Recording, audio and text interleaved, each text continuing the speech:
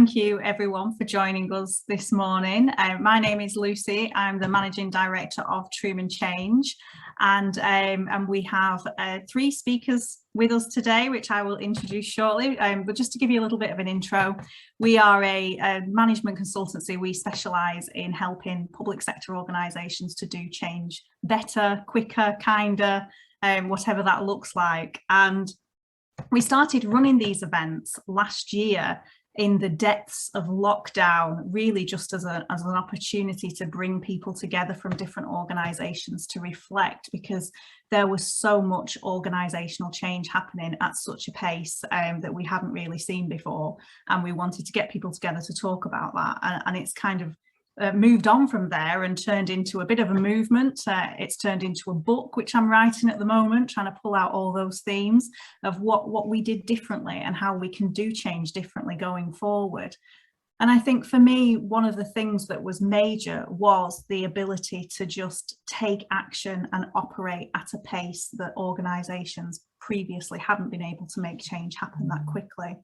So we've been pulling that together into a model really of how to do change in a post-COVID world, because one of the things that I'm really passionate about is that, you know, when we were in trouble, when the pandemic was really hitting us, our people in the sector really stepped up. So people were able to respond to large-scale change, very personal change, very, very quickly. And I think as organisations, it's really crucial now that we don't go back to a place where we perhaps don't treat them very well during change, where we perhaps take a long time, where we make it difficult and clunky, because when they needed to, people did react very well. And I think we need to take this opportunity to really reflect about how to do change differently going forward. So we've built a model around this, and there are 6 components to that model. And one of those components is the ability to take action. So that's really what we want to talk about today. There are other elements of it. There's things around purpose, there's things around the clarity over what you're doing. There's a lot of stuff around the human side and collaboration, and there's also a whole component around resilience. But we know we can't do all of it in a 90-minute session. So we picked one, which was take action. So what is it that organisations did differently during the pandemic that gave people the ability and empowered them to take action and make change happen very quickly? So that's very much what the conversation is about today. And what can we learn from that going forward? So when we're not in a crisis situation, how can we take some of that learning with us? So that we don't go back to a world where perhaps it's just accepted it takes 3 or 4 years to make a change happen, because I don't want to go back to that world, and I'm sure none of you on the call want to go back to that world either. So we have 3 brilliant speakers to join us today. We have Richard Grice, who I have worked with in his last role in Haringey, looking at the approach to change there. And Richard has moved on to Nottingham, so he's the Director of Transformation at Nottingham City Council. He was at Haringey for 5 years as Director of Customers Transformation and Resources. And he's going to be talking about how he delivered change in response to the pandemic. And I know Richard, we've worked together, and I know he's quite interested in that tension between getting that transparency and that grit, but also that ability to take action. We have Rose. Rouse has been a Chief Exec and Corporate Director in local government in the North West and West Midlands and Yorkshire. So very much a northern lass like myself, I'm pleased to say. She has held a trustee position in a high-profile regional voluntary sector organisation based in Leeds. Her most recent permanent role was as Chief Exec of Eden District Council, where she was involved in leading an ambitious agenda of place shaping and master planning, along with organisational transformation within the council. And we also have Naomi Davies with us. So Naomi is a consultant at Nesta, who are the Innovation Foundation, which I'm sure many of you will be familiar with. She supports organisations in health and social care around connecting leadership with the front line, so making meaningful change happen. But the reason why we really want to talk to Naomi is she is a very enthusiastic member of the pirate community, which is formed around Sam Conniff's popular book, Be More Pirate, which I have read and I thoroughly recommend. We just were catching up prior the call with the speakers, and I was telling Richard and Rose to make sure that they read it too. I'm not going to introduce the book because I think Naomi will do a much better job than me, but it is a great book, and if you want to just jump on and online and get that ordered, I do recommend it. Naomi's work was featured in the sequel, How to Be More Pirate, and so she'll be sharing her stories around making change happen using the pirate methodology. So, Richard, are you okay if I come to you first? And do you want to just give us your initial reflections on how did you manage to make change happen so quickly, and what would you want to take forward? Yeah, I think so. I'm not sure I or we or organisations made any change happen during the COVID. It just sort of happened, and it was, and that in itself is a lesson. But I mean, my experience obviously is particularly in councils, but I think it's true largely of large parts of the public sector. But certainly for councils, everyone you speak to would say, you know, we've been trying for 5 to 10 years to create more flexible, innovative organisations that are in touch with and moving with residents and citizens and able to react to need as it emerges, and not really made tremendous progress, if I'm completely honest. And then in the last 18 months, that's just happened because it had to.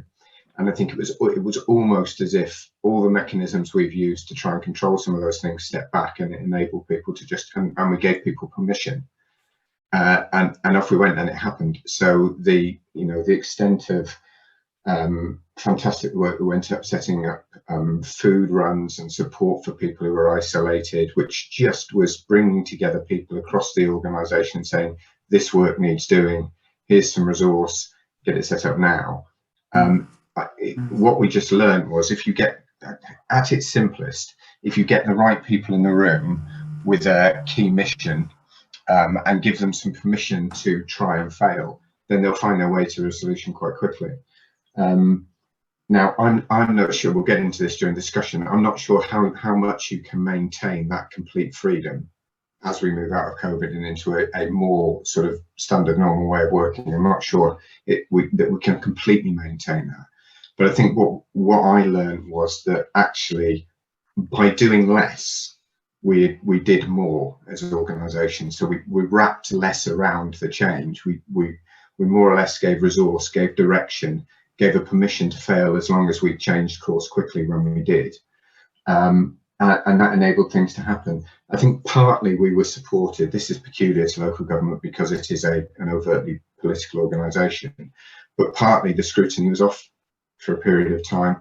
So the day-to-day political scrutiny at a local level of decisions that were being made in a crisis was not there in the way that it is in a normal day-to-day operation. And I think that gave some freedom. And again, that can't maintain in that way through to the future. So how do we bring politics and political scrutiny in the way that it definitely needs to be there, in line with the ways we've learned to work, and make the two work quite well together? As you say, I think there's some tension and crunchiness between those, and I think that's going to be interesting to test over the next 12-24 months. Thank you, Richard. Rose, what are your initial reflections? I think I've been reflecting on this quite a bit, and I think at first, I think a lot of us, myself included, probably thought that change happened overnight with the COVID situation, and things that we'd been trying to do for months, if not years, just happened. But actually, if we think about it, our staff are exposed to weeks of news coverage, making that case for change. And actually, that is often the hardest bit. So for me, I suppose what we learn from that is actually that the strong communications is really important in terms of why we need to make changes, and using that strong narrative and that multi-channel approach and keeping going with those communication messages time and time again. So actually, in some respects, it's actually strengthened that run up, as opposed to saying, well, actually just get to it, because actually that just illustrates the fact that someone else was doing the work for us effectively, and they did it really well because people then jumped to it straight away. In terms of, I think what happened at Eden with the COVID situation was that we actually had quite a strong management governance arrangement underpinning a lot of the innovation and staff empowerment that went on. So I was chairing a twice weekly resilience group, which was the corporate management team by another name. And people had that strong framework really of what they needed to do, and then would report back on how it was going.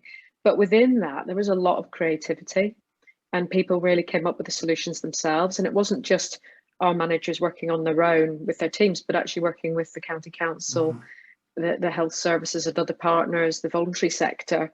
So it was that framework that was there supporting them, so they could come and say, we're having a problem with this, what can we do about it? And we'd talk about it, come up with a solution, and off they'd go, and then report back on how it was going. But some of the amazing work that happened in days and weeks around the delivery hubs to communities with the county council and the voluntary sector, the support to business, and something that we'd been working on was actually getting people to work in a cross-cutting way as teams. And with the support to the businesses, we had people from economic development working side by side virtually with people from local taxation on getting that support out to the businesses that needed it. So working really in a corporate way, the Team Eden and actually the wider Team Cumbria, I really witnessed. And there was at one point where the leisure centre was going to be used as a recovery centre. So again, there was some complex partnership working around that, and giving people the space to work out the best way of doing these things. And then one of the other exciting things was that we were developing an approach where we would deepen customer services to do more triage work, so that the professionals were freed up to do more of the professional work rather than getting bogged down with admin and so forth. And quite early on in the process, the environmental health lead came to me saying, we can actually use this triage approach in environmental health on the outbreak management plans and see how it works as a model then for the rest of the organisation. So they had the vision, they had the framework, they had the governance, they had the support, but then off they went within that, and delivered some fantastic outcomes, some great teamwork as well. And I think that's what I would observe even pre-COVID, is that teamwork's really important across an organisation. And we had a fantastic project at Worcester when I was there. We had a behaviour change project around litter. We didn't have a huge litter issue in the city centre, but more than we would have wanted. And we got a design group of a project group of a cross section of managers to work on a behaviour change campaign, and they came up with a really innovative approach which focused on not feeding the seagulls, because the public hate the seagulls.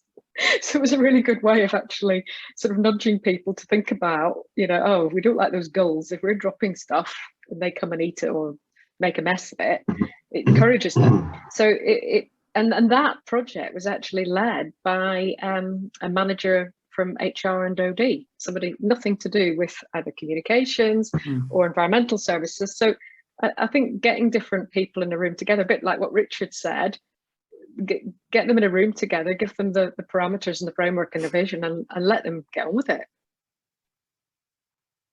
Thank you. Naomi, do you want to tell us a little bit about the pirate concept first? But my question to you is, did we all become a bit more pirate during the pandemic? That's a great question, and I'm just going to show you my prepared notes for this session, by the way. So do forgive me if it's not as coherent as Rose and Richard. By the way, I do need to pick up on two things that you both said, which I thought were absolutely lovely. One was about, sorry, I will get to the pirates in a moment. And I've got another point I just wanted to say hello to Kat Duncan Rees, who's joined us, who's actually a bigger pirate than myself. So I'm going to have to ask her to jump in when I get the pirate facts wrong and things, and help me be more pirate. But yeah, just back to Richard's point initially, you reminded me so much on about a quote that I'm obsessed with, and it's a C quote, and I'm sorry if you've heard it before, but I'm going to read it to you in a minute. If you want to build a ship, don't drum up the men to gather the wood, divide the work and give orders. Instead, teach them to yearn for the vast and endless sea. I absolutely love that quote. I look at it loads, and now look at it loads is the thing about the messaging, which Rose, I think you spoke about as well massively, was it does take a stimulus and a real sense of vision to enable people to change big things in their lives, and even the things around the climate people are struggling with that messaging, and that's so important. It's such an imperative, but still that's a struggle. So it's really crucial, and the pandemic did give us that kind of impetus that you both spoke about.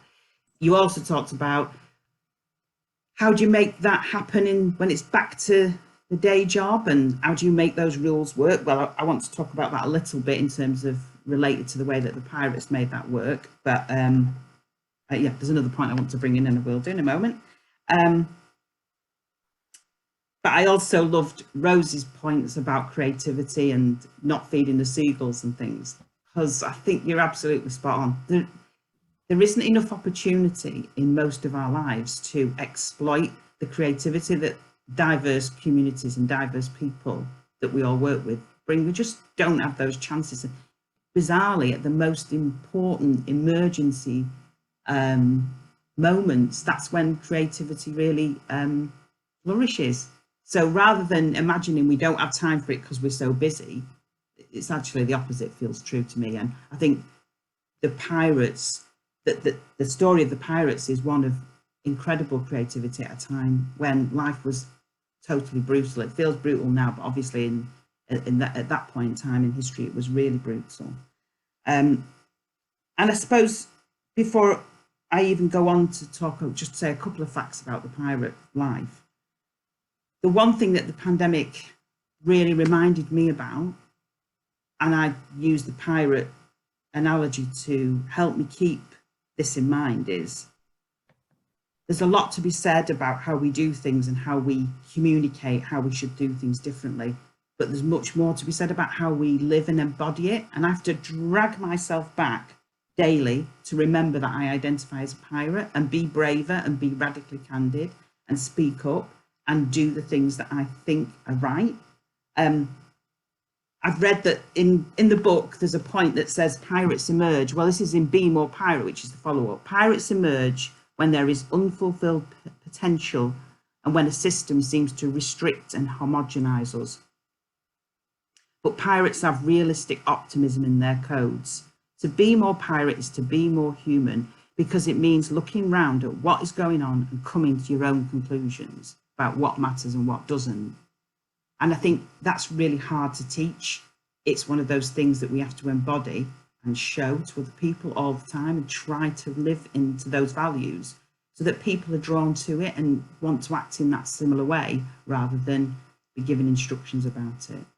So that was a little bit of a, like a little of a sermon from the pulpit. I'm apologising for that. I'll just say one thing about pirates quickly before I shut up, and then I can answer questions more about pirates specifically. But the pirates had a really misunderstood. In the golden age, the best pirates weren't violent. The thing that they tried to do was give an image, a message of violence, so that people would surrender to them. Trained naval, what are they called? Officers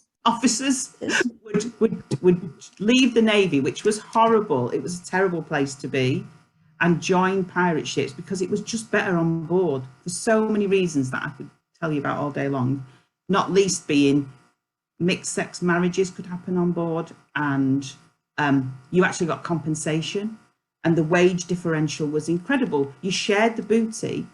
The captain and the quartermaster, who shared the running of the ship, took an equal amount of the booty, but it was only a certain percentage above what the whole crew shared. So it wasn't like today. There's a massive differential between the top and bottom of our organisations. The pirates were so far in advance of that kind of thinking, but also the fact that they had two people in charge. In the Navy, there was an officer at the top, and you would be flogged to death if you did anything wrong.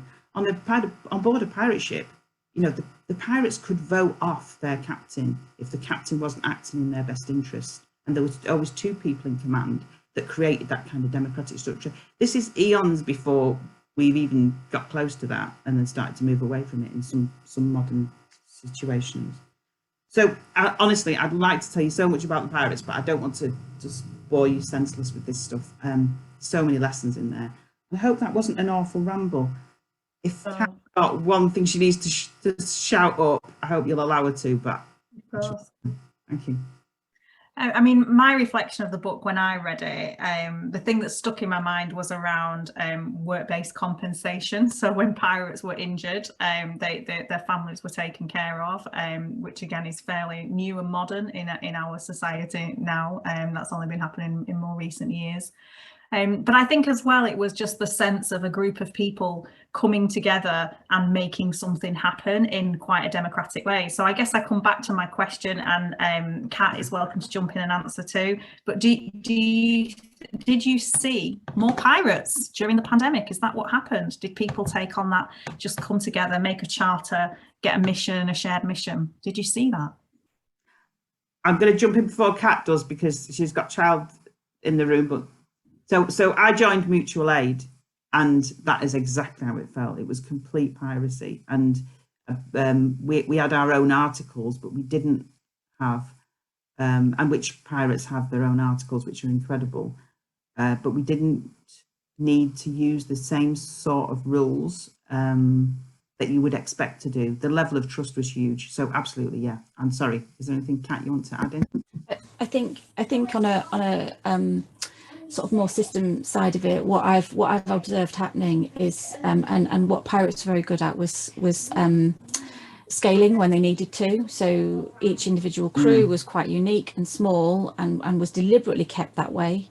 But when they needed to come together, when they needed to put pressure on the system and influence things in a different way, they were able to come together and scale their efforts to actually bring that challenge to the establishment. And I think I've seen a lot more of that happening during the pandemic, as we've gone into spaces where we've been able to actually include a much wider range of people with a much broader range of needs in the conversations about what really matters to them and their lives. So particularly around healthcare and social care, in that sense, we're a long way from some of those things actually making a difference to people's lives, but it's networked people in a way that they've never been networked, and it's involved many more people in the conversations nationally and regionally and locally in a way that they wouldn't have been part of before. So yeah, it has had, and also the fact that a lot of organisations locally, mutual aid, a lot of local authorities in terms of supporting people around social care and stuff,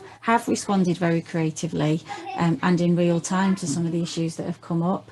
My fear now is that they're going to go back to working within those kind of serving system ways, rather than continuing down that route of really doing things in a way that matters to people, and really sharing that decision making with people. So yeah, I think it has had quite a big impact. It's been terrible in many ways as well, but there's a lot of positive that's come out of it for people. Yeah. Thank you, Kat.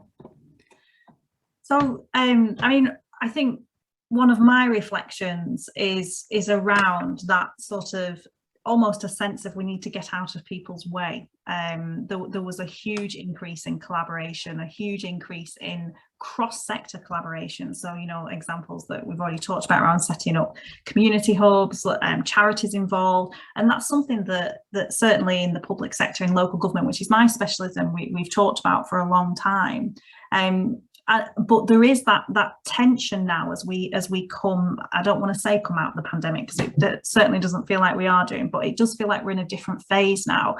And I am also concerned that there's a tendency to go back to the comfort zone of more bureaucracy. Richard, how are you? You've changed organisations as well, so you've kind of gone into a new organisation. How are you? What's your reflections on that? Of how do you maintain that sense of, whether we call it co-production or piracy, but that sense of people getting involved, but whilst also creating something a little bit more structured?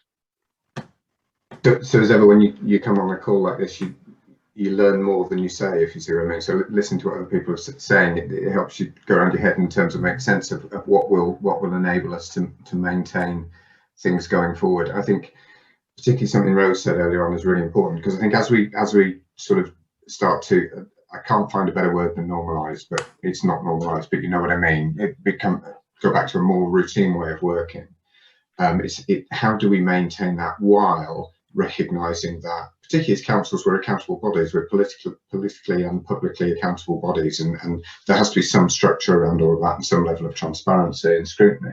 So how do we do that? I think something Rose said is really important, is that we sort of change the rhythm of decision making during the last 18 months, and that sort of weekly or fortnightly gold, or whatever you wanted to call it, mechanism where people could come forward with thoughts and ideas, develop them, have permission to go ahead and then get it wrong or need to adapt, whatever, and come back again. That rhythm was really, really powerful, and it did give a structure.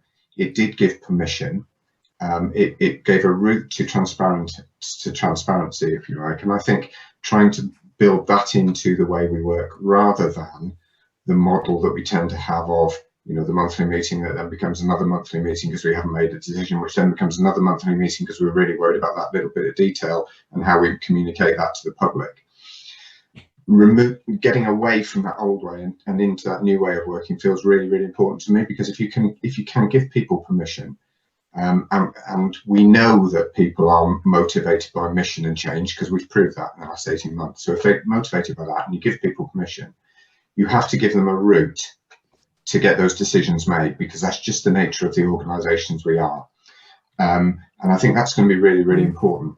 I think there is a challenge, is how do we do that and fit that with a political cycle and encourage our politicians to see their role in that. I think there's quite a lot of bravery to move to that model for our senior leaders, whether they be political or official. I think there's quite a lot of bravery.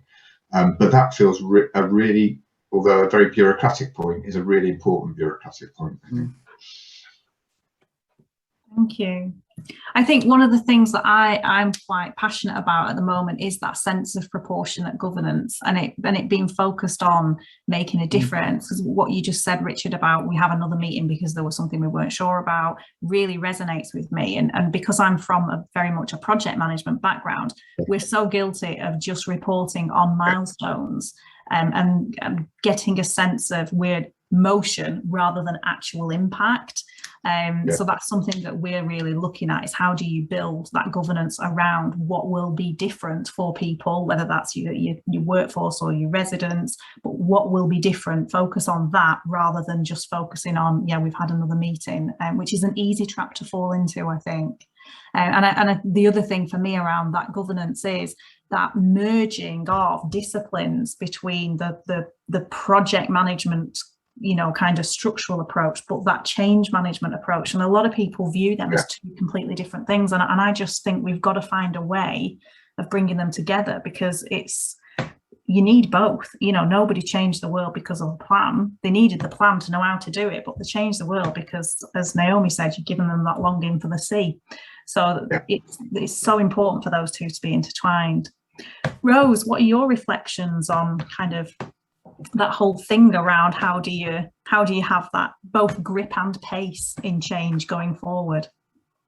I do think a lot of it goes back to the stuff that we knew we should be doing before the pandemic hit, and it's about that vision and giving people the framework and I suppose the solidity of where they can innovate within that particular framework. I think there's been a lot of research, Marion Rogers, Margaret Wheatley, around the fact that people are much better implementing things that they design themselves. And something like I've ordered the pirate book. It's coming on Monday, and I want to hear more about the pirates actually from Naomi. But yeah, I think I'm quite interested in the Design Council's double diamond. It's not just theirs actually. I think it's a design thing. Is it the double diamond? Some people call it a fish. Actually, it looks a bit like a fish, the fish's tail. And it's something that we do in local government. Is we sometimes zoom to solutions before we really understand problems, and looking at customer stories and not rushing, and that thing about prototyping. And I think what we used to do in local government, we'd pilot something and it would take months to set up, and then we'd pilot it for 6 months and then we'd evaluate it, and it would all take ages. And it's this whole thing about prototyping and giving people the freedom to do that. So it's unleashing that creativity, and people may be getting bits of brown paper and marker pens and let's try this today. And using some of those innovations to get them forward. And something that I've found is a really good way of getting staff engaged in change is making films and then showing them the films, and then people just come out of the woodwork saying, well, can we try this with our customers? And yeah, I just think there's some really good creative stuff that we can tap into in local government. But I suppose the other thing I want I'm really thinking about is hybrid working. And I'm doing quite a lot of work with the NHS at the minute around hybrid working as we sort of move forward and still in the pandemic. And it's what that sort of that normal way of the rhythm of life actually looks like. And something that local government's really grappling with is town halls and town centres. And it's how we turn, I suppose, those town halls into places where people come and innovate together, rather than coming in and sitting at your desk ignoring each other all day while you're typing, because you might as well do that at home, and actually use those spaces in the town centres, keep them alive, keep that footfall in and money being spent in them, as ways of actually staff coming together for a very different purpose from what they used to come together for. So I think there's some exciting stuff about how we can design that future. And I think the other thing that's really come out of the pandemic is about employees and the whole resilience, well-being agenda and inclusion agenda around them, but also the employer as a social safety net. And I think that's a really interesting concept. And actually it's that sense of belonging, and it's how we kind of bring all that to bear.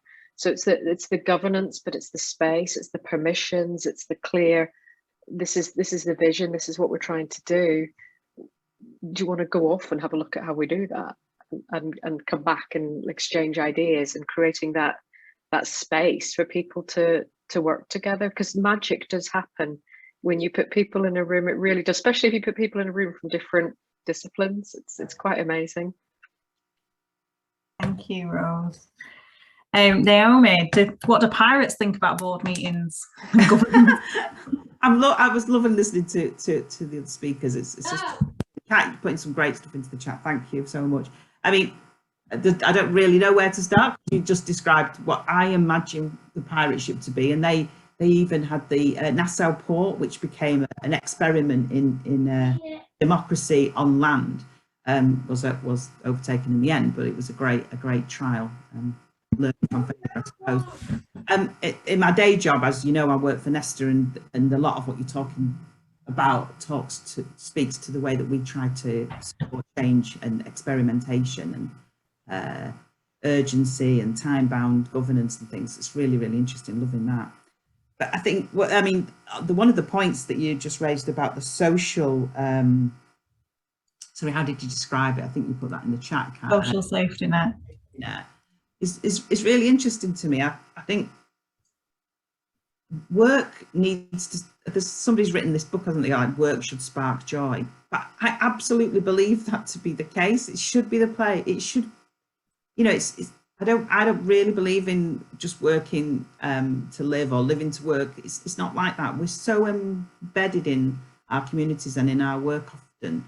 We need to be able to be honouring our purpose in life, or what we deeply need to get out of life, sometimes at work. And even if you're working in a shop, that a bit, well, not to say even, that's a terrible thing to say. People who are working in shops are often caring for some of the most vulnerable people in society. I see it in my local superstore, where a guy goes in every single day, the staff tell me, because that's where he gets his social interaction, because he's got a lot of disabilities. And probably I literally have seen the staff caring for him, not just because they're helping him shop, but because they've made a friendship group around him. It's absolutely lovely to see, and that's just naturally happened.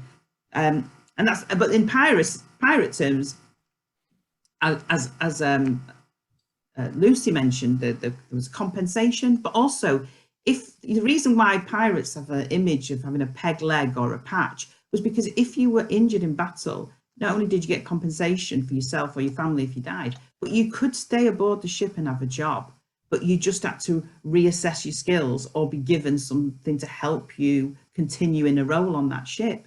So in the Navy, if you were injured badly, you were literally thrown out onto the streets to die a beggar on the streets. But that wasn't the case in the world of pirates, which again shows you the difference between the attitudes and the mindset, which I think is a lot of this is to do with mental models about the way that we see the world and we want to be part of the world. And I do agree there's a lot of practical stuff that needs to happen, and boardrooms will always exist, but there needs to be something about changing our mindsets, including the people who feel most calm when they're confronted by a spreadsheet or a set of meetings. There needs to be some way of gently challenging and pulling us away from those kind of, they're restrictive, to be honest, and they take up a lot of time compared to these incredible stories about creativity and passion that people can get into at work, and, you know, just know that they're coming and doing something good. That's not very I don't know, there's really talks to the pirate story enough. Another point that's relevant. Thank you very much. So one of the things that certainly when I was writing the book around what the findings were of what happened about changing COVID, something that came out really strongly for me in the taking action kind of theme is creating that environment where it is possible to do that. And I know we've talked a little bit using words like freedom, that permission to fail. One of the things that we do, which Richard, I know you're familiar with because we did it together in your last role, is a culture mapping process where we sort of say, well, if this is the future and this is what we want the organisation to be like, how do our current systems and processes help us or hinder us? How does our behaviour help us or hinder us? How do our rituals and habits help us and hinder us? And we found that a really insightful way to sort of pull out very specific ways in which we're building environments that either help or get in our way. I just wondered what the panel's reflections were on how do you intend on going about building an environment outside of the crisis mode of the pandemic where you can retain some of that freedom and that ability to feel empowered, but perhaps not in an emergency mode, because it's to some degree sometimes easier to do that when you're in emergency mode. Richard, I don't know what your reflections are around that. And that's probably the key challenge, and it is incredibly difficult. I think a lot of the answer is the things that people have been saying, actually, you know, and how we address our bureaucratic rhythm, for want of a much better phrase, sorry, and those sort of things are really important. I think, I mean, Rose's point around being really clear about vision and narrative. And I think there is something, this is something I'm learning, actually, having sort of moved from one organisation to another, is that a powerful narrative is really, really important. Equally important is helping people interpret that narrative for them. So if we've got a narrative about what we're about as an organisation and as largely as a place, and therefore as an organisation, how do people then interpret that to, well, what does that mean to my team of planners? And what does it mean to me as an individual planner in terms of what my role is going forward? And there isn't an answer to that, obviously, but being able to work with people, and this is a lot of the work that you do, Lucy, that's why I thought the stuff we did together was really powerful, is you create a framework where people can have those conversations and think about it. And actually, that might mean that some people decide that actually that's not the way we want to work anymore. That might be part of the outcome. And I think we are starting to see in the last 6 months, people are there's more early retirement. We know that, and we know people are starting. I mean, people are either tired or deciding actually this is not how I want to carry on. So I think it's having the narrative and helping people interpret that is a really important sort of process, and that takes effort and energy and leadership. So it's not just directing; it's having conversations.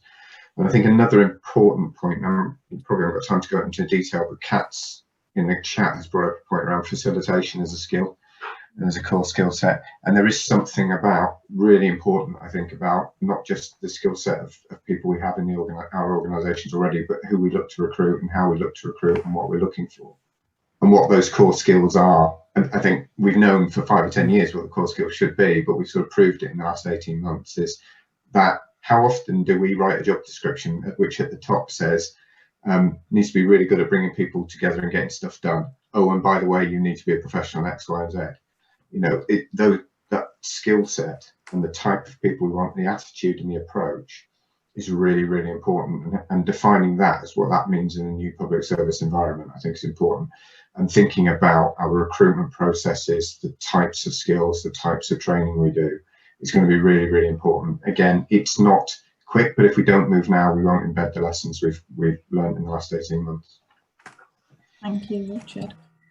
Rose, what are your reflections on how you create that environment? Yeah, and I was thinking a lot of the same things, and I'd picked up on the point Kat made about facilitation, and for me, it's I suppose for leadership roles, this sort of way of working and change is actually the day job.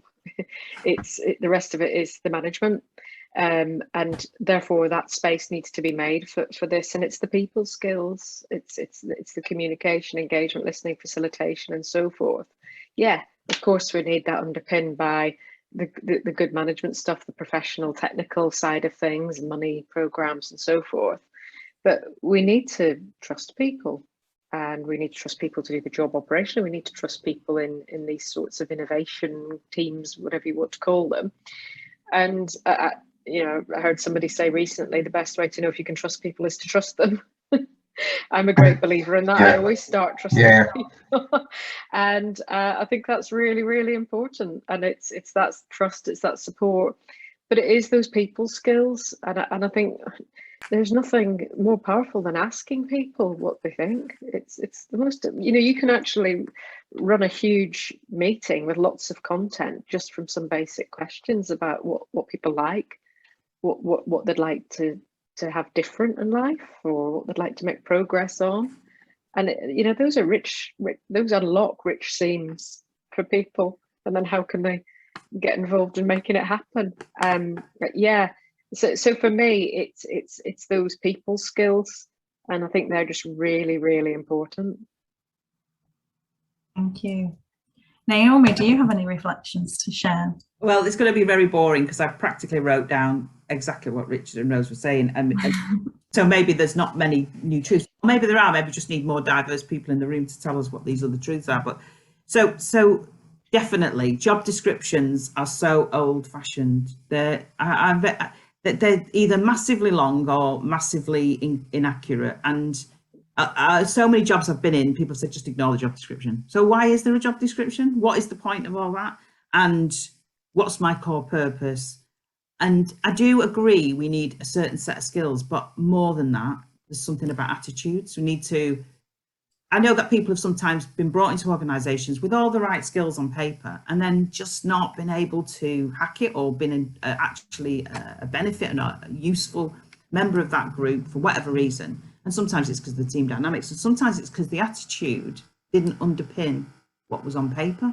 And you can't really teach attitude, but you can stimulate the right conditions so that people grow together and become team-like. I think teams are really important in this. I think cross-sector, cross-functional teams are really important. So to getting people together who don't normally get together, and this leads on to what Rose was saying, I think, about discovering how to develop trusted relationships. I go into so many workplaces and people don't know each other at all. You know, particularly in health and social care and the local authorities, some massive places.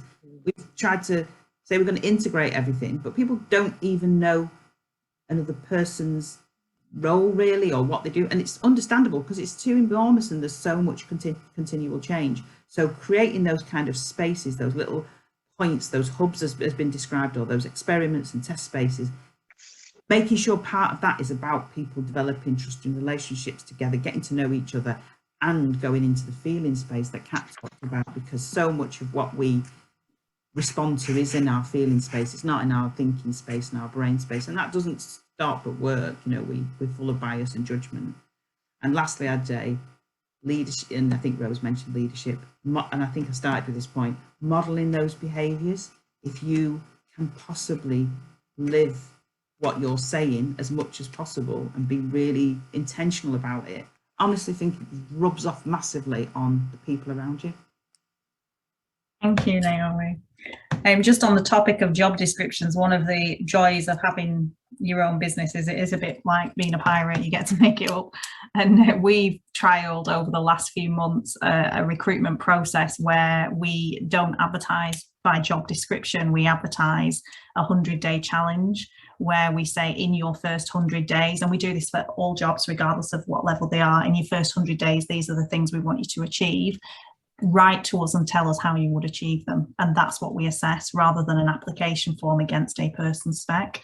And it has brought in people from different backgrounds, so not necessarily the traditional project managers, or it really has kind of enabled us to have wider conversations, and we assess them based on our values. So yeah, I'm definitely all up for scrapping job descriptions, because it's true that you do ignore them because you don't know, your job's to kind of be there and do your best and react to changing situations. I just want to come back to a point which Mark made earlier in the chat around exhaustion. And I think this is a real issue at the moment. And actually my book number 2 that I want to write is around change fatigue, because I'm quite curious about change fatigue. I'm curious whether it is a thing. Do we get fatigue from change? If one of us won the lottery, would we be talking about change fatigue? Because that's a pretty big change. Or is it that we get fatigued from change doing badly? So I think there's a whole debate to be had around that. And I also think there's an interesting debate around being busy and working at pace versus making an impact at pace. But I do think it's been a horrendous 18 months. And what's kind of brought people together around COVID is that although it's impacted people in many different ways, it has impacted all of us in some way. And I lost my dad to the pandemic. I run my own business, which was very scary. I've had to cancel my wedding, and my partner's a medic. So even if you just take outside of the day job, all of us will have similar stories where our personal lives have been massively impacted. So I guess I'm curious, how do you create this environment where we can continue to deliver meaningful change at the right pace when people are exhausted? And I'm just curious to hear the panel's reflections on that. Does anybody have a particular view that they want to put forward? I'm going to just jump in quickly before I forget, because I'm menopausal, just to be clear about it. So I forget things really quickly. Apologies for being so brutal about that. It's okay. Some things are just massive, aren't they? They're almost insurmountable. But Kat and I have been involved in something else that Sam Conniff. I mean, Sam Conniff's all right. He's not this amazing saint like we keep going on about. He's all right. He's part of a good crew. That's all I'm saying. But he has moved into some really interesting areas, and he's done a lot of work with, in fact, a scientific way around uncertainty and how to manage in these times of constant change and uncertainty, manage better or cope better. I don't like the word cope, but it turns out that this is a set of skills we really all need to develop, and we need to help each other learn about and develop more the skills that you need. And it includes things like meditation and stuff, which don't get me wrong, I never ever do any meditation, but there's a lot of neuroscience in this research that's saying we need to find all these different ways, which is connecting with nature and those kind of stuff, that have a massive effect on our ability to manage better in these horrible, uncertain times. But we're not teaching that in schools. We're not looking through, that's not coming up in the workplace. It's time management and things like that, I would guess. So how do we have a kind of paradigm shift around what we're learning and what we think are important for us to survive as a modern, strange animal? I don't know, Kat, have you just got any points about the uncertainty experts that you might want to add in there briefly? It's when you've done mute buttons. No, I think you summarised it quite well there, but I do think a lot of it does come back into this space where actually the focus needs to be much more on us as individuals and how we're feeling about things. And I've heard during the pandemic, a few people say, well, is this an opportunity for us to reset the relationships that we've got between communities and state? And actually we need to strip it back a level further than that and think about how we're resetting the relationships we have with ourselves and each other's. And until we get people into that space of recognising how they're dealing with and managing uncertainty or change or any of those things that have been talked about and how that feels for them, what are the things that actually contribute to them feeling those ways, we're not going to see any significant shifts in terms of how the state, or even, you know, a more local level, how we're responding to what needs to happen and what needs to change for people and communities. So I don't know if that makes any sense to people. I spend far too much time thinking about this stuff, but that's kind of, I suppose, where I would locate that. It's very much around our individual responses to stuff and how we're managing that in a time of massive uncertainty generally. Thank you. Richard.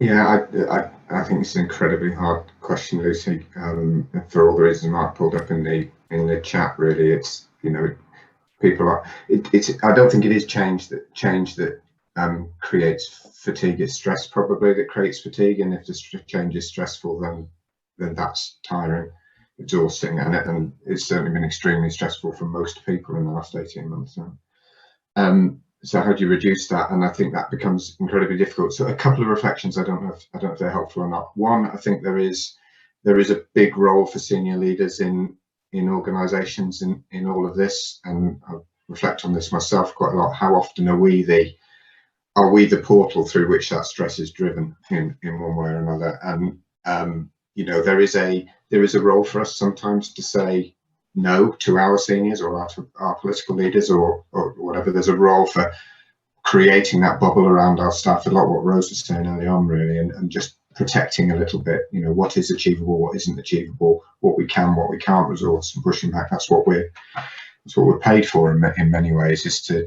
have that accountability and not just push things through. So I think there's a big role for us there, clearly to prioritise, but to look after people and make sure that we are not overburdening them to a degree. And I'm not sure we've always done that. But, you know, me included. That's not just the organisations I've been in. And then the other thing I think is how do teams support one another, and that goes back to what we were talking about around people and relationships being important, and what the rules of engagement are within teams. I was really struck by one of the teams I worked with in Haringey in particular, really good, really progressive team, but they've been spending quite a lot of time in the last few months talking about hybrid working. They're a very creative team, spend a lot of time in rooms together. So how was hybrid working going to work? Some wanted to work at home, some didn't, all of that sort of discussion, which in itself was causing us stress. So they just came up with some basic rules that they would follow, which were rules of behaviour rather than anything else. I'm trying to remember what they were, but there were 3 rules, and were broadly: work where you want, be cognizant of your colleagues' needs, and don't be a jerk. And that was basically it. And operate like that. And if you follow those, then you'll be looking after other people and they'll be looking after you as well. It remains to be seen whether that works, but I think those sort of things are really quite important in terms of the rules of engagement between people and sort of the leadership bubble you put around all of that. Sounds a bit like a pirate charter, that, to be honest, Richard. Yeah. Rose, do you have any reflections around exhaustion? And I know you've been doing quite a bit of work in the NHS over recent months, where I imagine that's a real issue there. Yeah, and in the NHS has been quite a focus around well-being, resilient people, and actually the burnout aspect in terms of how people are working, and I suppose the sheer exhaustion in terms of the different way of working using these video calls all day. It is very intense. And people end up going from meeting to meeting to meeting all day without proper breaks. Where in the office you do get breaks because you walk around a bit more between meetings and things like that. So it is a different way of working. It is actually quite exhausting. I think when you listen to people talk about what they don't like about change, it's often lack of communication, and then it taking too long and dragging on. And I think that's a way of really trying to make things better for people is going back to where I started, which is the communication. And I think that's, you know, it's just the most important part of it, really, I think, is telling people what's going on. And if you don't know what's going on, tell them we don't know at the minute, but not taking too long. And it's that balance, and it's a really difficult balance about getting the message across and the narrative and the need for change, or the vision, and giving that time to sink in and people to sort of process it, but then not dragging it either. So it's a balancing act, and that is quite hard. But I do think some of this as well, in terms of the point Richard made about the bubble and protecting people. A lot of this goes back to good planning and dare I say it, performance management, and I think that's really important, that clarity of what was it we're all doing and when do we have to do it by, and what are the success measures that it's actually been any good. And something I'm working with the NHS is around roadmaps. And there is ambitious people and want to do everything now, next 3 months, next 6 months, but actually it's showing that cumulative effect and road mapping things a lot more to say, right, this is where we want to be, in 2024, and actually having a little road with what we need to do on the way to 2024. And that can really help, I think, manage expectations from boards, from members, from those different groups, because they say, yeah, it is happening, but there's a good reason why it's not happening necessarily in the next 3 months, because other things need to happen first. So a lot of it goes back to some of those very mechanical management things, but you do need that strong leadership there too, because people need to be given the permission to have that space and listening to people as well. So it's that brave leadership really to create that space for new ways of working. That does really resonate with me, Rose, and in the sort of components of post-COVID change model that we're building, there is a whole section around clarity. And the example that I always come back to is that before COVID, organisations would say things like, we want to create a flexible, agile organisation. And then there'd be a whole programme set up and it wouldn't really ever get there. And then during COVID, we said, everybody has to be able to work remotely by Monday. So the difference in terms of clarity in those two statements, where the second one is something that's very clear and it was extremely ambitious, but people were able to work towards it, to use it as a benchmark. Is that equipment going to help us work from home by Monday? Is that level of skill going to help us work from home by Monday? What do we need to do?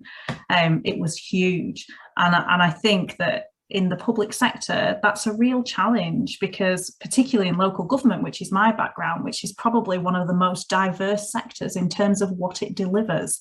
There's not many other organisations where within one organisation, there will be education specialists, there'll be lawyers, there'll be people that go out and empty bins, there'll be care workers. There's not, it's really hard to build a coherent picture in local government because it's so diverse in terms of what it does. But I do think that bravery and that clarity of, look, this is what we're working towards. And if that means we park some stuff, then that's okay, is hard to do, but definitely crucial. I'm just gonna, Charlotte, do you want to just launch the poll? Because we have put a poll in the session just asking, what do you think is getting in the way of making change happen in your organisation? So what slows change down? So we'll just give everybody a couple of minutes to capture that. What I did also want to do was just reflect on kind of capacity and skill, because even prior to COVID, a lot of the reasons why certainly we were brought into organisations to help was one of those two things. It was either we've got this change idea, but we don't have the people to make it happen, or we don't quite know how to make it happen.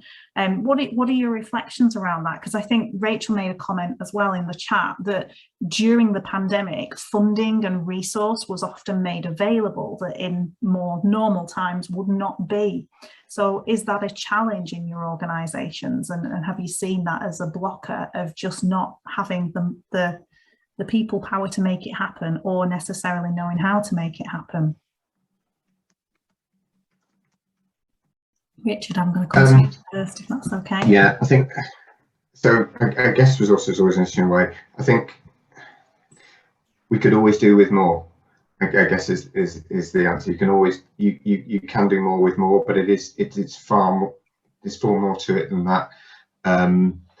It is how you prioritise and use those resources. Prioritise, actually, as we've talked over the last hour, prioritise and priorities has sort of come into my mind as something really important, particularly as Rose was just saying, and being able to focus on the things we need to focus. So where are our what is our key mission, and what are the key missions within that?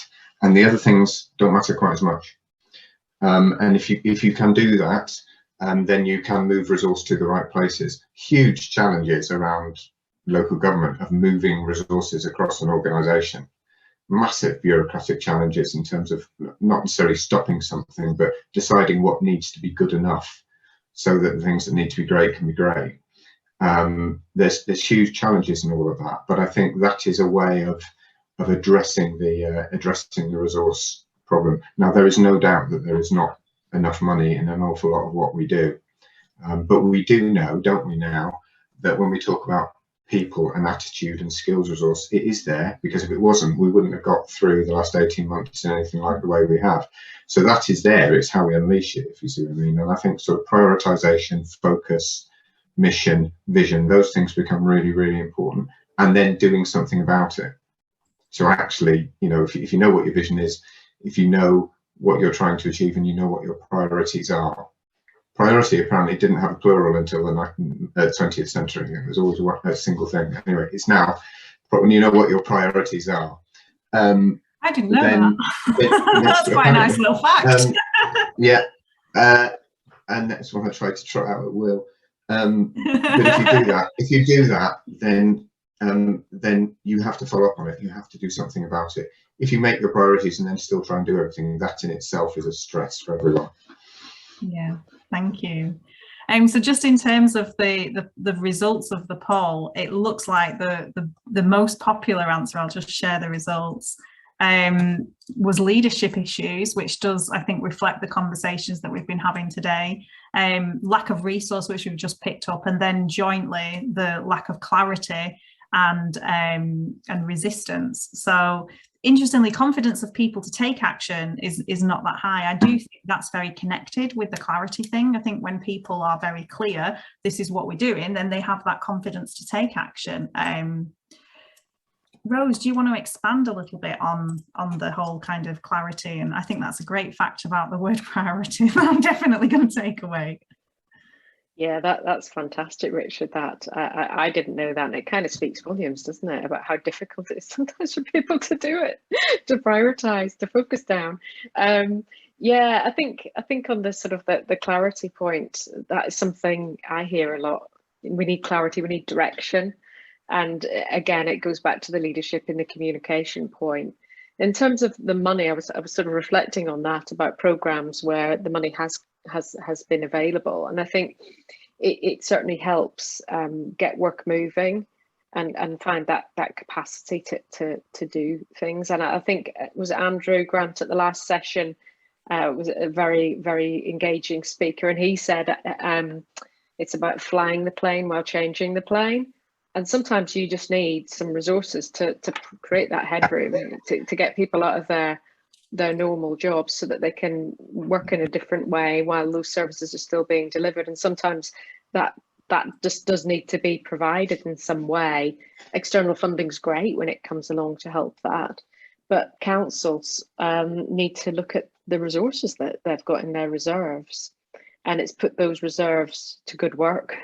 So you spend money once and investing in the future to save it many times, you know, if it's a transformation program with big savings targets. So there's some sort of mechanical things there around about the money and making that happen. It's very, very hard, I think, for people to have the capacity to make change without putting that resource injection in. It's really, really difficult. And I know some consultants have come up with formulas and figures. I've heard some consultants say for every £1 you save, you need to spend £1.60, but the £1 you save is recurring every year. The £1.60 you spend at once. I don't know if that's right. I don't know if anybody else has modelled that, but some investment does need to be made. It just can't happen because we do have to still fly the plane while we're changing the plane. So for me, resources are important, but for me, they're, I suppose, a means to an end. It's the leadership that sits above it all. And the leadership has to make sure people are communicated, engaged with, listened, involved. The resources are there, the support's there, the governance is there. And to make all of those ingredients happen, it's the leadership sitting above it all that's absolutely critical. And then when you have that framework in place, people do feel confident then because they know what's meant to be happening. They've got the space to do it, the time to do it, the skills to do it, and they're more than happy to do it. Yeah, and I think that the resourcing issue is a difficult one, at the risk of talking myself out of a job as a consultancy. I think there is a risk sometimes when people just think, well, we know we need to flood this with money, so let's buy in a load of external people, whether they're consultants or interim managers, to deliver this, and it then becomes their job and their change. And I remember somebody saying to me once, remember, you are always a guest in somebody else's change.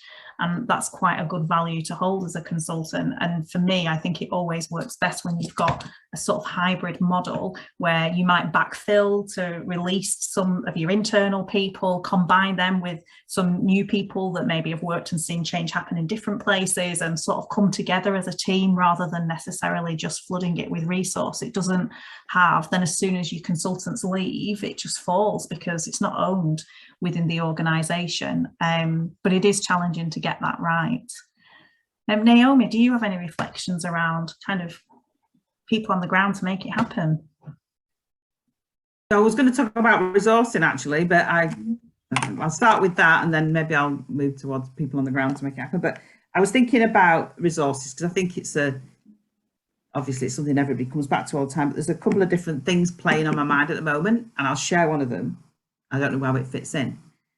I'm noticing that my council and other councils are beginning to say, we don't need buildings, offices for staff anymore. So we're going to sell off those assets to,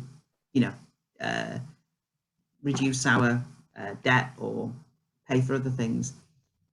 On the surface, that sounds like obviously a sensible thing to do, but I am very worried about that long-term view of assets selling off, because the community might be able to use that building differently. The council might want to use those assets. Those really belong to communities, not to a group of people in the council. And I can understand why they're in those positions. It's absolutely dire because resources are obviously needed. But I must say that's playing on my mind. That's what feels like another short-term view, a bit like a PFI problem that we're going to store up for the future, not without, in a time of uncertainty, making decisions like that. So I don't have that pressure on me, so it's easy for me to say, but I do worry about it.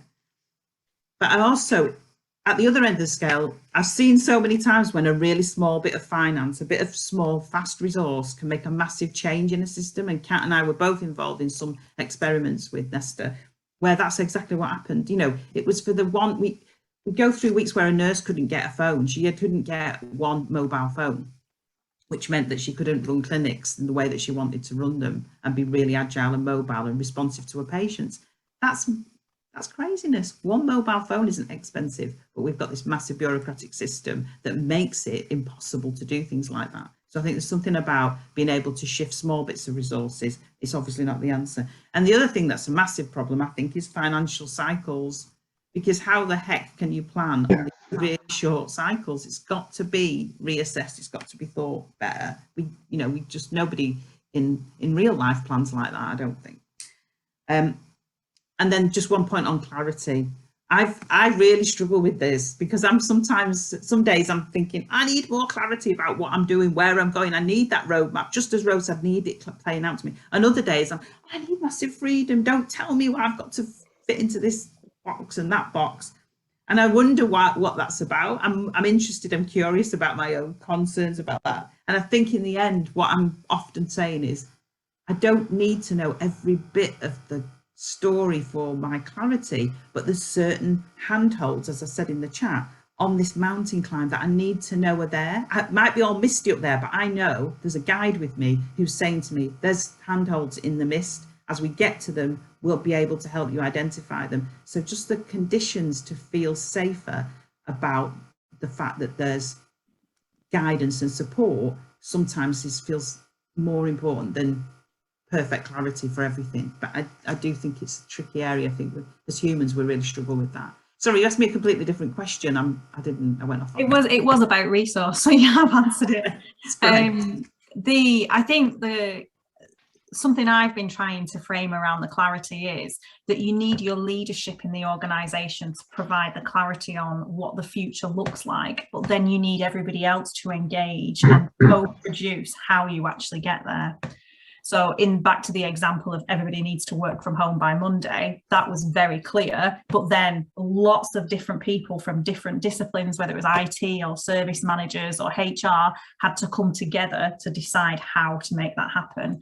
And I think that's my preferred approach. You have that clear roadmap of this is what we're going to do, but then a lot of engagement in how you get there. Yeah. But I would welcome other views from the panel. So I'd agree with that completely, Lucy. And I guess then how do you give structure to that and follow that through? So how do you as an organisation enable people to make those decisions and adapt and make sense of it for themselves, as we've talked about a lot in the call?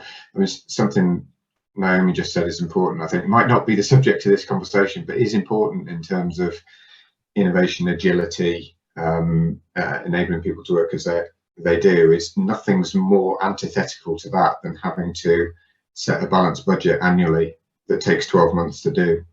It's really, really challenging, and there's not much we can do about that because that is set for local government to do. And yet it's a really hard thing to manipulate and adapt. So, you know, we know that the more innovative large organizations are really flexible with their budgeting approach, really tight on transparency and accountability around the numbers, but they're really flexible on that approach and how they fund and how they defund and so on. It's really difficult to do that in the world we work in because we have to set a balanced budget on an annual basis, and changes have to be consulted on. And I think that is a limiting factor that is there, and we have to work within that, accepting that it's a limiting factor. And it's very common to see that tension play out. I noticed that when, you know, depending on the time of year that we end up supporting an organisation, it can become a massive distraction from the long term, and people really struggle to line up, and they almost become opposing forces, that you're having one conversation about the long-term future and an entirely different conversation.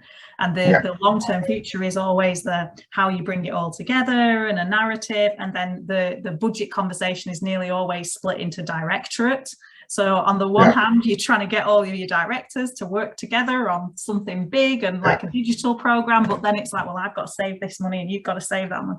And it just drives a whole host of completely understandable human behaviours that's really difficult to marry up with that sort of people-focused long-term change.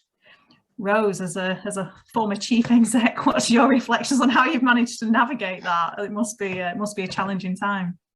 I think the budgets, it's a really interesting point, and something I've come across quite a lot is, and I think Richard was alluding to it, is the fact that you've got lots of very small budgets rather than fewer bigger ones, and it makes it much harder for managers to prioritise within that, or to find money, because their hands are tied so much through the processes. And something I've seen repeatedly in councils is underspends because there are all these little budgets with bits of money in them, yet somebody's then having to do a report to executive asking for money for a really important priority. But actually some of these funny little budgets are in their department, where if they had more control over it, it would actually be much more efficient, because then it costs a lot of money, that decision making and so forth. So I think there's something in there around that flexibility, and the way we're set up. It does create lots of strange little pockets of money that don't get spent, and they could be getting used for better effect to bring about improvement, innovation, quick wins as we go on. So it's the example about the mobile phone. Things like that can happen, and then they can save an awful lot of money in terms of improvements in the system. So I think it's that trusting people and empowerment, and not having all these little budgets, because sometimes it's unbelievable. The budget monitoring, where you've got somebody with sort of 30 budgets with like £2,000 in each one, you know, what's that all about? So it's about putting the controls at the right place and the risk at the right place. And I think what's happened in local government in some councils was that the controls were far too detailed, and it meant that the council wasn't able to flex to respond to needs, opportunities, innovations, because it was sort of dotted around in a way that just didn't enable that flexibility. It's very disempowering for managers. You give people a level of responsibility and then micromanaging small amounts. It's again, it's a direct contradiction to, well, we want you to be a leader, but we want to know every penny. Well, you need to know every penny, but you know how you're going to manage it. I'm curious, Naomi, because I know in your day job you've done quite a bit of work on that front line, involving both health and care. You must see those kind of budget restraints play out massively there, because I've seen sort of partnership working where, because budgets are managed in a certain way or monitored in a certain way, it's driving whole hosts of behaviours there. I'm sure you've come across that. It really, absolutely. I mean, I'm just nodding furiously away here, and I'm wishing that we could all. Was it Richard that talked about those 3 kind of rules about hybrid working before? I wrote them down. They're so good, and actually, even in my own organisation, they haven't gone down that lovely trusting 3 basic rules. Don't do anything criminal. That wasn't your one. I think that was a social one in Stockport when we were we were given money for enablement. People who needed enablement, and so they might need a washing machine or something, and we just could say, you could, just buy it, that if that's going to stop somebody needing a massive amount of care. So I think what I've seen happen is the work at the beginning of each of the experiments is all around the leadership, and it's really strange because I'm sort of having to relearn this a lot, is that we do this work, and I'm sure you do it, Lucy, and other people do, where you bring in these diverse players together, and you keep trying to get them to think about what are the guiding principles and what's the shared ambition for this work. And then when they're in that space, and then they're kind of a bit slightly drunk on the mission and the focus and quite excited about everything, we quickly get in there and say, how about putting a little 10 grand budget to this, just in case somebody needs a phone? And how about we just have a little different way of having a governance around this spending so that we can get to that quickly? And we kind of trick people into going, it's only for a short period of time. It's just, just suspend your disbelief for a bit. If you can just say to people, we're only testing this, it's not going to be forever, and manage that risk down and manage that fear down. And then we've managed to sneak things through. And the idea is, after a while, people begin to say, that didn't, like in COVID, that didn't kill us, that didn't cause everything to collapse. Actually, we got loads better impact from it. But I'm not saying, there's a lovely model called the 3 Horizons model, if you want to look it up. And we live in this innovation space where we're showing these tricks and these new ways of doing things. But there is a 3rd horizon where it's actually what would work in the long term. How could we make those massive changes, as Richard and others were saying about the financial, rhythm? How can we make that massive change happen? Because that's really the future, where it works completely differently. And so these experiments are just those little opportunities to get people to see a glimpse of that future, and maybe pull a few more people from different leadership groups into this pirate ship of change that we're trying to achieve. I get a bit flowery, don't I, sometimes? Thank you. We also had a really good point raised earlier on in the chat, which I'm struggling to keep on top of, actually. It's a very busy chat, so thank you everyone for contributing, around the history, and that sometimes there is a lack of trust in organisations because change has been done poorly in the past. And I mean, my mission at the moment is to try and almost wipe the slate clean with how we do change. But I accept there is that past, and often it has been done poorly. Almost everybody I speak to has a war story. When I say I help organisations change and people don't know what that means, I say, well, almost everybody has a war story of where a change programme at work went wrong. And then nearly everybody's like, bleh, and just straight away comes out with this awful time when something awful happened. So we know we've got it wrong a lot in the past as organisations. How do you think we go about sort of getting people past that? Because, I'm sure other speakers are the same, because I know you've all worked in a variety of different organisations. There's times I go into organisations and people are still ranting about change programmes that went wrong 10 years ago. So how do we move on from that?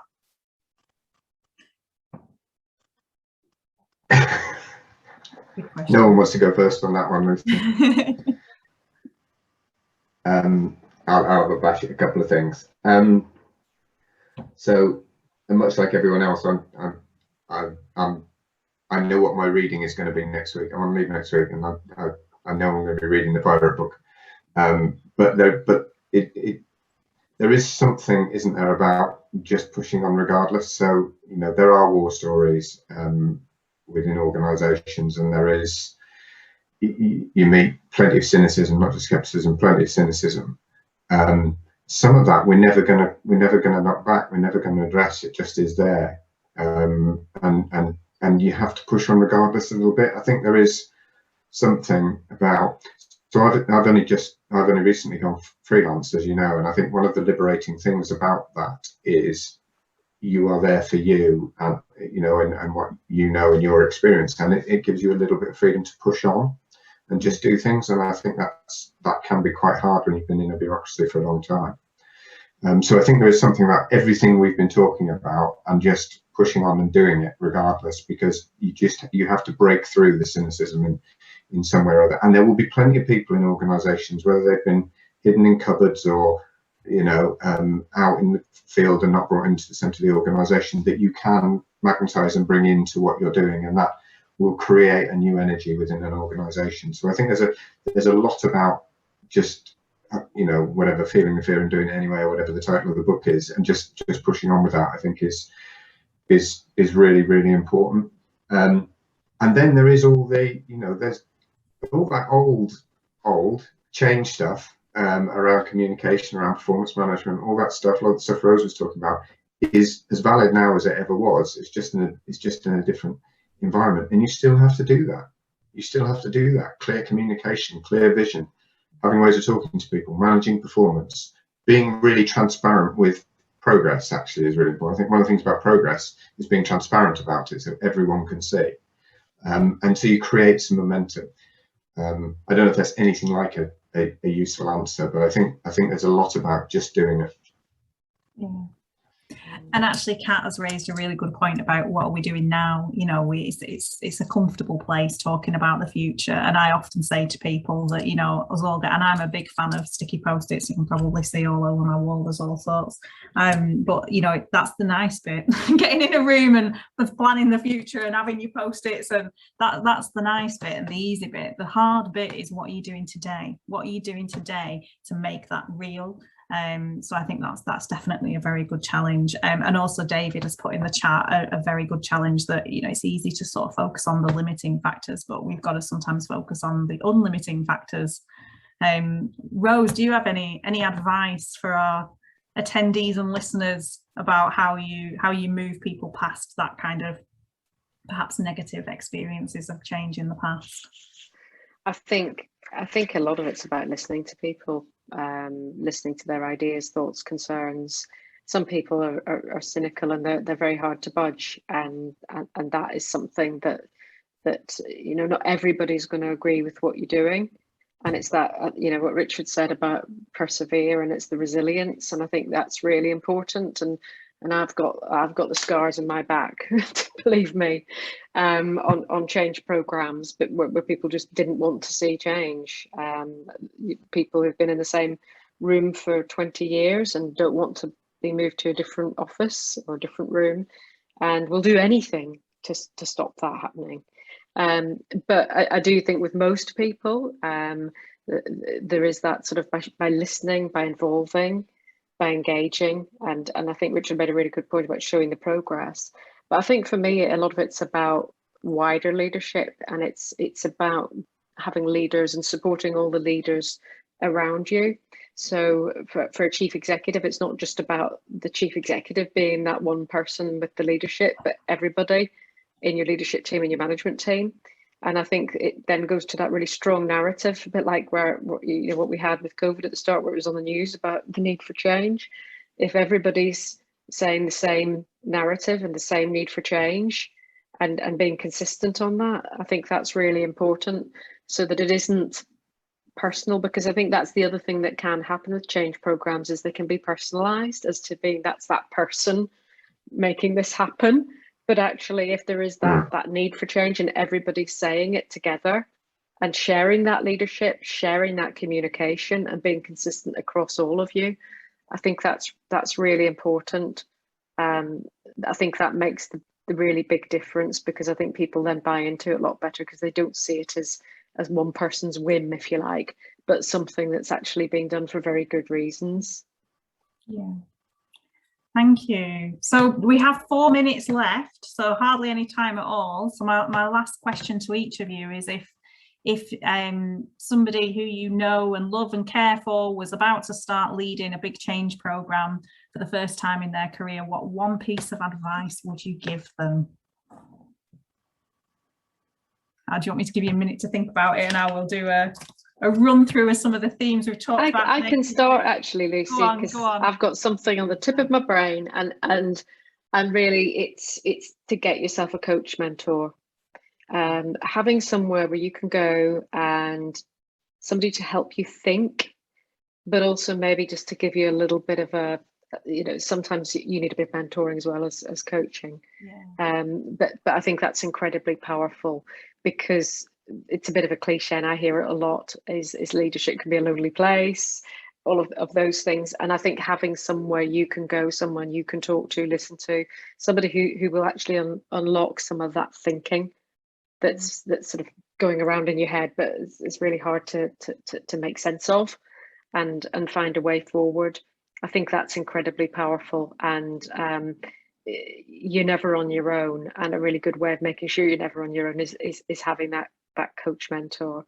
Yeah, I would definitely agree with that. Richard, do you have a piece of advice? That was great advice. That last piece, I think, so to add that, choose the right thing to be involved in. So don't just go to the first thing. If you don't believe in it, it's not going to happen. You've got to really believe in what you're trying to do, and even then it's really difficult. If you're going into a change job because it's a job and it's a big piece of work, you're not going to get there.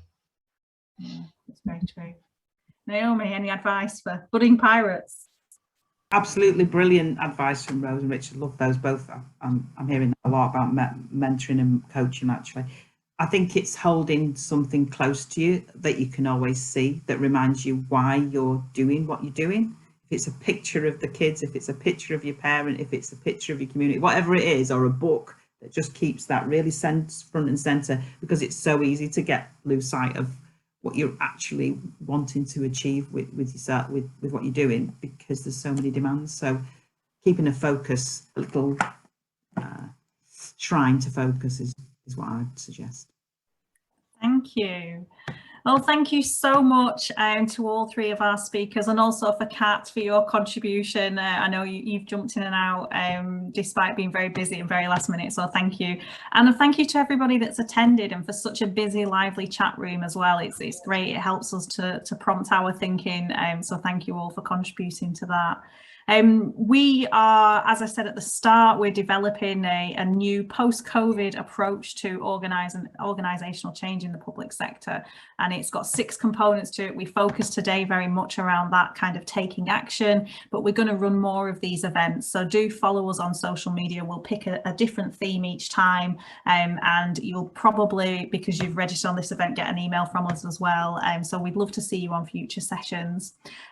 Charlotte, please could you post in the chat the link to our book survey? So I am writing a book, pulling all of this together at the moment, and I would really love people that are involved in change programs to share their reflections as part of the research for that. So if you do have 10 minutes to spare, or even more if you'd like to have a chat or share your insights with me for that research, then I'll be very grateful. And finally, in October, we're looking at starting to run a training program around our findings and these 6 components of doing change well. So we're going to do a pilot session in October. It'll run over 6 weeks, and it'll be half a day a week with another half day for sort of coaching and mentoring. If you're interested in that, we've not worked out the detail of it or the commercials yet, but we're hoping to just do a pilot session with a few friendly people to kind of test it out. So if that sounds like something you'd be interested in, please do get in touch. And if you would like to speak to me or any member of the team or any one of the speakers, then give us a shout and we'll try and connect you up. And let's keep the conversation going, because I think we've had a terribly difficult time, and it's not over yet. but we've got some real opportunity to do change very differently going forward, and that's something I'm very passionate about. So come and join the party if you are too, in whatever capacity that is. Thank you again, speakers. Any last words of wisdom before you go? I really enjoyed it. I learned a lot. So thank you. All right, thanks very much, everyone, and we hope to see you soon.